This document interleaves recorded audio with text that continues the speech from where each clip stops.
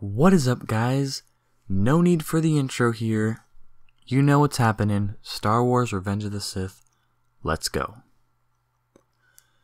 Now, most people, myself included, agree that Revenge of the Sith is the strongest of the prequel films. It's just better. Simple as that. It's darker, there's more of a storyline, it bridges the gap between the old and the new, the originals and the prequels, and it does it fairly well. That being said, there are still some things about this movie that I wish could have been done better. There's a lot of great concepts, a lot of amazing things going on, yet there's still a slight lack of execution. Still things I would fix about this movie, but of course, like any Star Wars fan, that's just me being very nitpicky. I only complain about this movie because I love it. Let's get into it. What are the pros? What are the cons?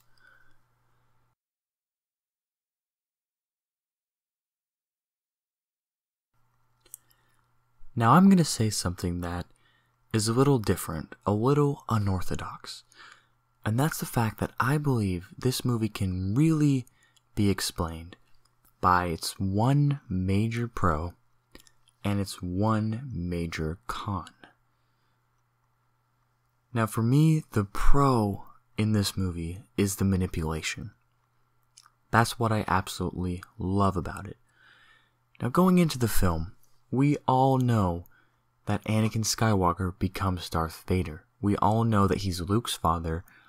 He was once Anakin, seduced to the dark side, became Darth Vader. But what we don't know is how that happened. And especially at the beginning of the movie when we see Obi-Wan and Anakin working so closely together like they're best friends, we have to sit back, take a step back and wonder, how does this Anakin get from there, point A, to point B, which is Darth Vader? How is that going to happen? How are the Jedi going to fall, going to become extinct? We don't know any of this at the beginning of the film. Yet throughout the movie, it becomes clear what the path of Anakin is. And that's mostly due to the manipulation by the Emperor. Now let's just take a step back and talk about the Emperor. The Emperor is played by Ian McDiarmid, and he absolutely knocks it out of the park. I think Ian McDiarmid's performance as the Emperor is amazing. It is evil, manipulative, insane at times, very, very dark. And that's what we wanted. We wanted something that was just absolute pure evil. And we got that. He's a fantastic actor. And absolutely killed it in this role. But getting back to the actual character of the Emperor and his manipulation, we see it in sequences. It starts out in the beginning as Chancellor Palpatine urges Anakin to kill Dooku, to go against the Jedi way, and that scene I particularly love. Do it. Just that evil in his voice. And as Anakin gives in and cuts off Dooku's head, which honestly is something that I probably would have done too. We all can relate to Anakin and his feeling of violence, but also, that kind of manipulated into looking at it from a more positive perspective, as he's seeing it as the greater good. It's not just pure violence, he's doing a good, yet it is completely against the Jedi's code of honor, their moral code, to kill an unarmed prisoner, but he does it anyways, and that's largely due to the Emperor's manipulation. Then, of course, we have the famous Darth Plagueis scene. Now, a lot of people hate this scene. I personally love it. I think the story that Chancellor Palpatine, or of course as we know, the Emperor, masterfully crafts this story, giving Anakin this hope that, not really a hope actually, what am I saying? It's more of a sense of urgency that he needs to learn these new powers to save Padme, because he has these visions of her dying, and he puts her life as something more important, again, than the light side of the Force and purely serving the light side and the Jedi. And is tempted with this evil power that is going to provide him the ability to save Padme, and we see that related to, what Yoda and everyone says about attachments and how they lead to the dark side, and we see that being fulfilled in Anakin, which I think is very well done. Then, of course, we see the final scene of true manipulation where Mace Windu beats the Emperor in a duel, and the Emperor manipulates Anakin by saying, don't let him kill me. It's not the Jedi way, stuff like that. And this time, it's really kind of a double standard, because this time Anakin acts like he is fulfilling the Jedi way, when really, like he says, he even says it, I need him. He needs the Emperor. He needs the power of the dark side, that knowledge that he so desperately craves, to save the one thing he cares about, which is Padme. That whole manipulation, that road to the dark side, really makes sense, because it all falls under the rule that Padme is more important than anything to him, and he will do anything to save her. And that includes turning to the dark side ultimately, which ends up being kind of a fail, because she, spoiler alert, dies. And now we move to the darker side of the coin. What is the one major con of this movie? And that's spectacle. This movie has too much spectacle.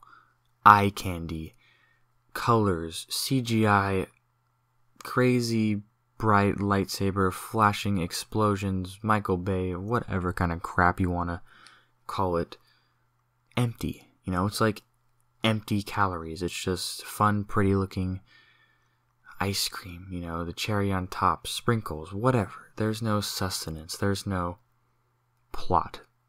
No importance in it at all. There's so many scenes I can point to. One thing, there are way too many lightsaber duels in this movie. They all seem like they should be so epic in scale, what's going on. Yeah, there's like 6 of them, 7 of them. And they end up getting watered down, and you're just like, oh, the next lightsaber scene, next lightsaber fight. Who the hell cares? Probably one of the worst scenes, or really sequences in this movie, is the Obi-Wan and Grievous subplot.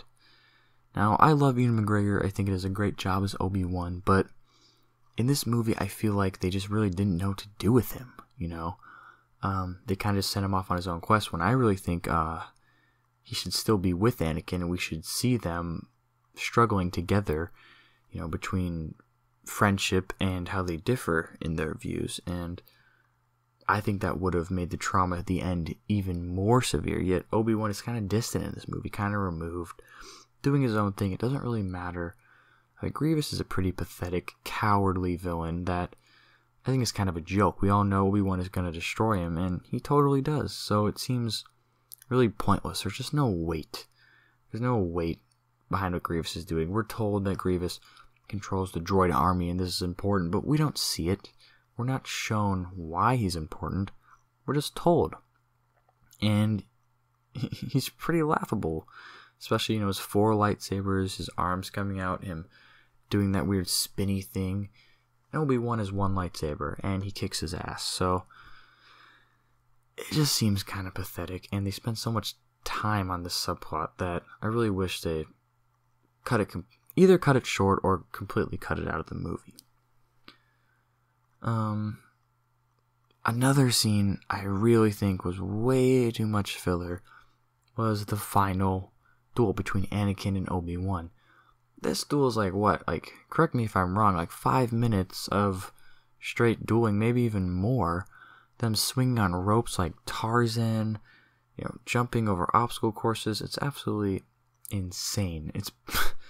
It's actually laughable for a while, and I think this duel starts brilliantly. It's grounded and there's emotion, and it ends in a very epic, very emotional fashion. But that whole huge middle sequence could have been, really edited down, really cut. We don't need this 10-minute over-the-top duel. We need emotion. We need character conflict, and they just seem really distant when they're swinging on ropes. Maybe it's just me. The CGI, again, doesn't really stand the test of time. It doesn't really make this movie any better. We don't really need crazy CGI. We need grounded lightsaber duels and true character conflict. And I think you see a lot of that, like I said, in parts of the duel, but most of it is all eye candy. It's all filler. And I think that time could have been spent in way more constructive, useful ways.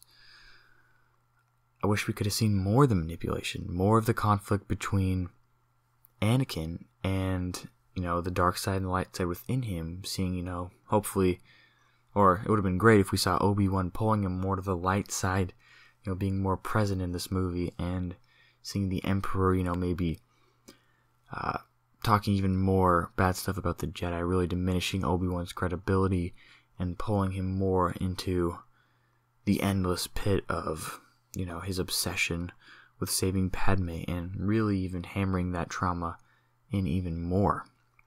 And I think that could have turned this movie from a pretty good movie into a great movie.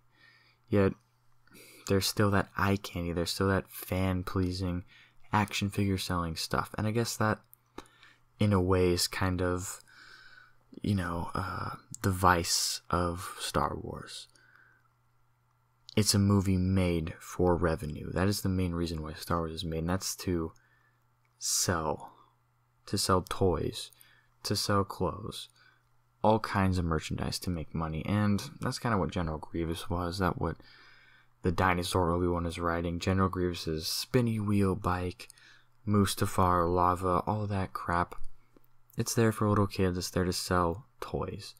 But I wish we could have taken that out and got a little bit more of a emotional, gritty experience that was a lot more grounded. And I know I'm throwing those words around a lot, but I think you know what I mean. Cut the crap, give us more substance. That's what would have made this movie great. Also want to talk a little bit briefly about the ending scene. This just shows how much I love the original trilogy, and kind of a fanboy for it. I definitely prefer the original trilogy. Just the ending scenes, how they tied all that in, getting to see the Death Star being built, and seeing, Luke dropped off on Tatooine, all that stuff really was cool. I actually totally love that. I thought it really led into the original trilogy quite well. There's not a lot that was left, completely unexplained. I think it tied up, a lot of things a little too quickly. I wish I could have seen more of that manipulation. But the fact is, it tied it up, and that's kind of what it was all about. It tied up the end of the prequels and put us quite nicely into the original trilogy. So that was my review. What do you guys think? Do you agree? Do you disagree? Let me know in the comments below. Thanks for watching. Until next time, signing off.